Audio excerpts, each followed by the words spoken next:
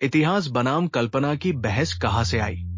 जब आधुनिक शिक्षा प्रणाली ने इतिहास को तिथियों, प्रमाणों और क्रमबद्ध घटनाओं तक सीमित किया, तब स्वाभाविक रूप से ये प्रश्न उठा कि पुराण इस परिभाषा में कहां फिट होते हैं। देवता, असुर, दीर्घायु पात्र और असामान्य घटनाएं आधुनिक ऐतिहासिक दृष्टि को असहज करती है। यहीं से ये धारणा बनी कि या तो पुराण इतिहास है या फिर केवल कल्पना। लेकिन ये विभाजन स्वयं में अधूरा है।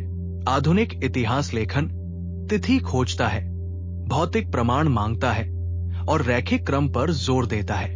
ये पद्धति महत्वपूर्ण है, लेकिन ये मानव अनुभव के हर आयाम को नहीं पकड़ सकती।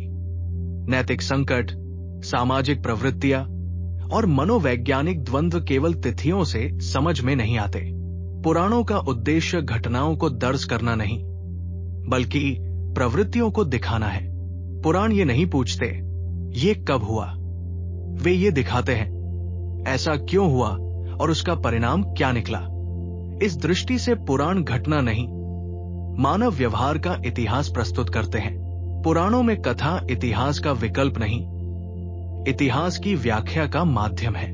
कथाएं जटिल स्थितियों को सरल बनाती है, नैतिक निर्णयों को जीवंत करती है और स्मृति में टिक जाती है। इसी कारण पुराणों की कथा शैली मनोरंजन से आगे जाकर समझ का साधन बनती है। जैसा कि पुराणों के उद्देश्य और कथा शैली की चर्चा में स्पष्ट होता है। पुराणों को यदि शाब्दिक स्तर पर ही पढ़ा जाए तो वे अविश्वसनीय लग सकते हैं, लेकिन प्रतीकात्मक स्तर पर देवता गुणों का प्रतिनिधित्व करते हैं, असुर आंतरिक प्रवृत्तियों के प्रतीक होते हैं, युद्ध नैतिक संघर्ष का रूप लेते हैं। इस दृष्टि से पुराण इतिहास को तथ्य नहीं, अर्थ के रूप में प्रस्तुत करते हैं।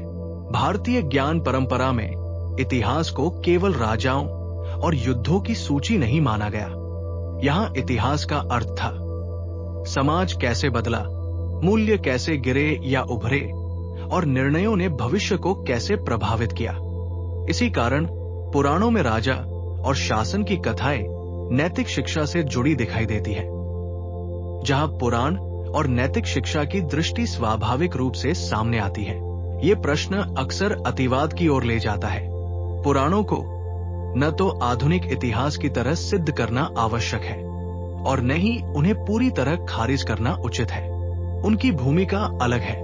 पुराण प्रमाण नहीं देते, दृष्टि देते हैं और यही उनका मूल्य है। आज का पाठक या तो पुराणों से चमत्कार चाहता है या ऐतिहासिक प्रमाण।